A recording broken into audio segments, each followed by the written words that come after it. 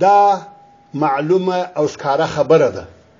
چې د الله جل جلاله په هغو نعمتونو کې چې مسلمانانو ته ورکړي دي تر ټولو لوی نعمت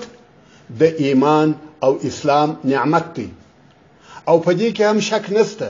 چې د صحت او روغتیا نعمت د الهي نعمتونو څخه یو ډیر لوی نعمت دی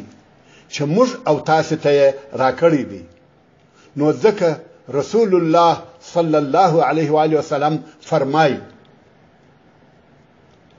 من اصبح منكم آمنا في سربه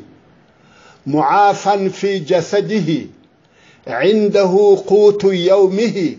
فكأنما حيزت له الدنيا رواه الترمذي وابن ماجه عن عبد الله ابن محصن يعني کله تاسو څخه پر یو چا په داسې حال کې سهار سي چې دای په خپل کورنۍ کې په امان وي او په بدن روغ وي او د دغه ورځې خواړه ولري دغه څوک داسې دی لکه ټوله دنیا چې دته سره یو ځای سوي وي نو واقعا هم پر هر مؤمن نارینه او هر مؤمن ښځه دا لازمه ده چې تل او همیشه د الهي دربار لوی غوښتنه داوي چې الهي صحت او عافیت راکړي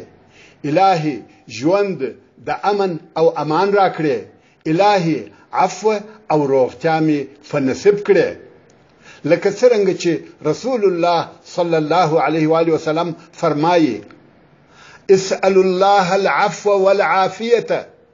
فإن أحدا لم يعط بعد اليقين خيرا من العافية رواه الترمذي يعني دا الله جل جلاله څخه د بخښنې او روغتیا غوښتنه کوي بشکه چې یو چالره تر ایمان ورسته تر صحت ښه شی نه دی ورکول سوی